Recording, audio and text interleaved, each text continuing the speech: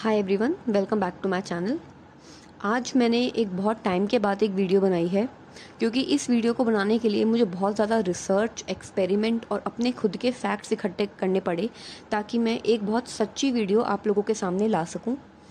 ये बेसिकली वो वीडियो है जो मैं अपने क्लाइंट्स को जो एस्ट्रोलॉजिकल रेमेडी बताती हूँ, जो उपाय बताती हूँ, और उसमें से जो सबसे ज़्यादा कारगर रेमेडी अब तक साबित हुई है 90% केसेस में, वो ये एक सिंपल मेडिटेशन टेक्निक है जिसके ज़रिए बहुत लोगों ने अपनी बहुत बड़ी बड़ी और बहुत छोटी छोटी प्रॉब्लम्स को भी सॉल्व किया है। तो आप अपने जीवन में चाहे कुछ भी चाहते हैं, चाहे वो चीज़ मटेरियलिस्टिक हो या इमोशनल हो, स्पिरिचुअल हो, आपका कोई इंटरनल मैटर हो या एक्सटर्नल मैटर हो, आप कोई भी चीज़ इस एक मेडिटेशन के ज़रिए सॉल्व कर सकते हैं। मैं ऐसा क्यों कह रही हूँ, इसके पीछे क्या साइंटिफिक फैक्ट्स हैं, ये बात आपको आगे पता चल जाएगी। लेकिन ये सिर्फ ख्याली पुलाव नहीं है, ये बेसिक फैक्ट है जो मैं आपके आगे आज रख रही हूँ। आप सभी ने कभी ना कभी रामायण पढ़ी होगी, सुनी होगी या देखी होगी। उसमें एक प्रसंग है, एक एरिया है जहाँ पे सब लोग हनुमान जी को याद दिलाते हैं कि उनकी ट्रू पोटेंशियल क्या है, उनकी छुपी हुई शक्तियाँ क्या है जिनके बारे में वो भूल चुके हैं। वही लॉजिक अप्लाई होता है ह्यूमन लाइफ में। हमारे अंदर कुछ शक्तियां हैं, हमारे अंदर वो सारे सॉल्यूशंस हैं जिनके जवाब हम बाहर ढूंढते हैं, लेकिन हम कभी अपने अंदर झांक के नहीं देखते। और इन सब चीज़ों के बारे में हमारे पुराने ग्रंथों में, हमारे वेदों में, हर जगह करोड़ों करोड़ों साल पहले लिखा जा चुका है। लेकिन हम उन्हें तब तक नहीं देखते, तब तक हम उन्हें कुछ नहीं समझते जब तक कोई वेस्टर्न कल्चर में जाके उसके ऊपर साइंटिफिक एक्सपेरिमेंट करके हमको प्रूफ ना कर दें। तो अब ये सारी बातें प्रूफ हो चुकी है कि हमारे थॉट्स का, हमारी बॉडी की फ्रीक्वेंसी का, हमारी खुद की वाइब्रेशन का और हमारी एनर्जी का पूरा पूरा असर हमारे फ्यूचर के ऊपर पड़ता है। आप जिस इमोशनल स्टेट में रहते हैं, उस इमोशनल स्टेट में आप क्या फील कर रहे हैं, वही फीलिंग आपका फ्यूचर डिसाइड करती है। तो उस फीलिंग को कैसे काबू में करें, ये तो आपको बहुत सारे यूट्यूब की वीडियोस में पता चल जाएगा। लेकिन बेसिक सच्चाई ये है कि हमको अपनी 5 इंद्रियों को काबू में करके उनसे ऊपर उठना पड़ता है, ताकि हम एक व्यू देख सकें कि हम कहाँ हैं और हमको क्या करना है और हमारे जीवन की डायरेक्शन क्या है। इस वीडियो का मकसद आपको वही बताना है कि आप इन 5 इंद्रियों को काबू करके ऊपर कैसे उठ सकते हैं, जिसके ज़रिए आपको कोई प्रॉब्लम ना तो महसूस होगी, ना आप कोई किसी ऐसी डिफ़िकल्टी में पड़ेंगे, ना आपको कोई ऐसी प्रॉब्लम का सामना करना पड़ेगा, क्योंकि आपकी इमोशनल स्टेट इतनी खुश और इतनी पॉजिटिव अप्रोच होगी कि आप अपने लिए कुछ नेगेटिव क्रिएट ही नहीं कर सकते। क्या आपने कभी खेचरी मुद्रा के बारे में सुना है? ये योगा की एक मतलब हठ योगा की एक मुद्रा होती है, जिसके बारे में बहुत सारी ऑथेंटिक जो योगिक बुक्स होती हैं उनके अंदर लिखा हुआ होता है।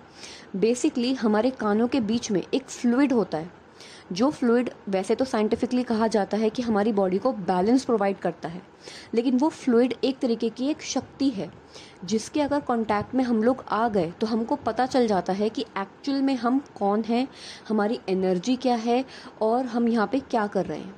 वो एक ऐसी शक्ति होती है।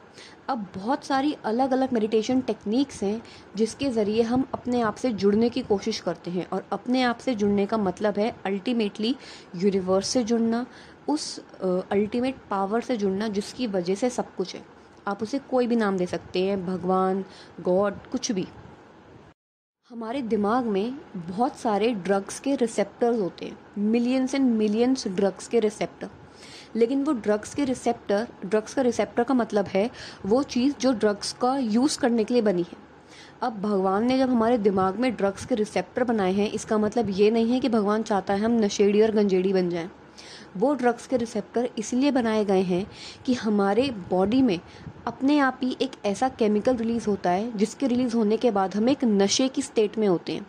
हमको इतना अच्छा उस वक्त महसूस हो रहा होता है और हम इतने हाई होते हैं बिना किसी एक्सटर्नल मटेरियल के, बिना किसी ड्रग के, कि उस स्टेट में अगर हम अपने लिए कुछ भी क्रिएट करें वो क्रिएट हो जाता है। और मोस्टली उस केसेस में हम अपने लिए पॉजिटिव ही क्रिएट करते हैं, क्योंकि उस वक्त हम बहुत हाई फ्रीक्वेंसी पे वाइब्रेट कर रहे होते हैं।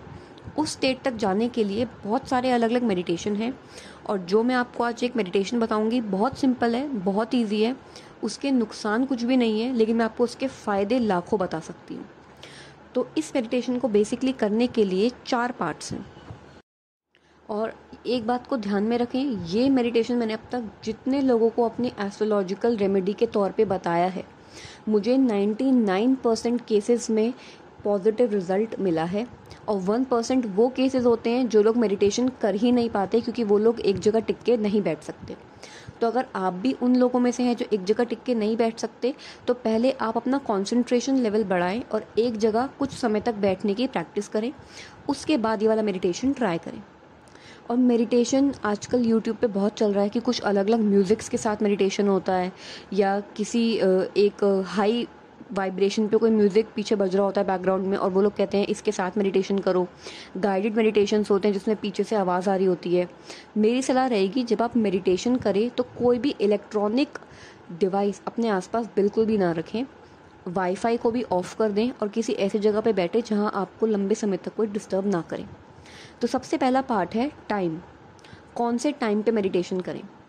आपको पता होना चाहिए, हमारा जो ब्रेन है उसके अंदर कुछ वेव्स होती हैं। वो वेव्स अलग अलग फ्रीक्वेंसी पे वाइब्रेट कर रही होती हैं।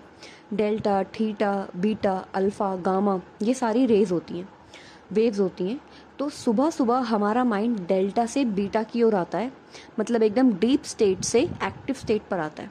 तो जब आप सुबह सुबह उठे, एक तो आपको तब मेडिटेशन करना है, और एक रात को हमारा माइंड बीटा से डेल्टा वेव की ओर जाता है, एक्टिविटी स्टेट से डीप स्लो स्टेट में जाता है। आपको इन 2 टाइम से मेडिटेशन करना है, क्योंकि इन 2 टाइम्स पे हम अपने सबकॉन्शियस पे जो बोलते हैं वो हमको वही रिजल्ट देता है। अगर आप रात को सोने से पहले कोई डरावनी मूवी देखते हैं तो अक्सर सपने में भूत ही आती हैं, और अगर आप रात को सोने से पहले कुछ अच्छा देखते हैं तो आपको नींद अच्छी आती है। ये एक बहुत साधारण सी बात है। अगर आप सुबह सुबह कोई आपके साथ अच्छा काम हो जाता है तो आपका पूरा दिन अच्छा जाता है। सुबह सुबह आपके साथ कोई गलत काम हो जाता है तो आपका पूरा दिन खराब हो जाता है। सुबह और रात का समय हमारे लिए बहुत क्रूशियल होता है। सेकंड पार्ट, आपको बैठना कैसे है। एक तो मैंने यहाँ पे फ़ोटो भी लगा रखी है कि आपको बैठना कैसे है। दूसरी बात मैं आपको समझा देती हूँ। आपकी जो स्पाइन है, जो आपकी रीढ़ की हड्डी है, वो एकदम सीधी होनी चाहिए। पैर कैसे भी हो सकते हैं, हाथ कैसे भी हो सकते हैं, लेकिन हाथ ऊपर की साइड हो। मतलब जो आपका हथेली है वो ऊपर की साइड होनी चाहिए, नीचे की साइड नहीं। ऊपर की साइड होने का मतलब ये है कि जितनी भी एनर्जी है यूनिवर्स में, उसको अभी हम सोक कर रहे हैं। और जब हम हथेली नीचे की ओर करते हैं, इसका मतलब होता है कि अब जितनी भी एनर्जी हमारे अंदर है, हम उससे अपने अंदर काम कर रहे हैं।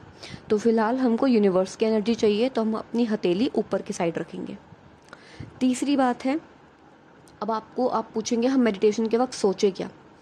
कुछ भी नहीं सोचना है, ना तो अपने माइंड को कंट्रोल करना है, ना अपनी थॉट्स को कंट्रोल करना है, ना आपको फ्यूचर सोचना है, ना आपको पास्ट का सोचना है।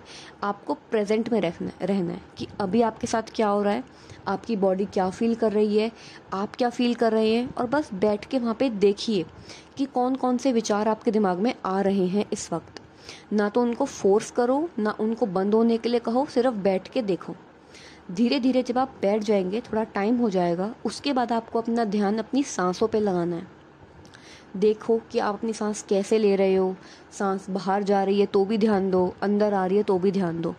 जब ऐसे करते करते थोड़ा और टाइम हो जाएगा, उसके बाद आपको एक आवाज़ सुनाई देगी, बहुत बारीक, बहुत धीरे। और वो आवाज़ कैसी भी हो सकती है, बस आपको ये ध्यान रखना है कि वो किसी और जगह से ना आ रही हो। आपको एक बहुत धीमी आवाज़ सुनाई देगी। आपको उस आवाज़ को सुनते रहना है कंटिन्यूसली। हो सकता है ये करने में आपको थोड़े दिन लग जाएं, कुछ महीने लग जाएं, लेकिन और ज़रूरी नहीं, आपको फोर्स नहीं करना अपने कानों को, क्योंकि आवाज़ सुनो, अपने आप सुनाई देगी। उस आवाज़ के साथ थोड़ी देर वहीं बैठो।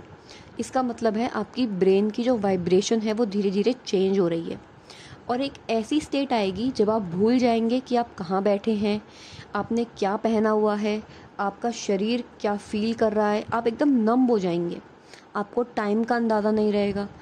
उस स्टेट में जाके आप अपनी कोई भी परेशानी का सल्यूशन मांग सकते हैं। आपको खुद को कैसे देखना है वो इमेजिन कर सकते हैं।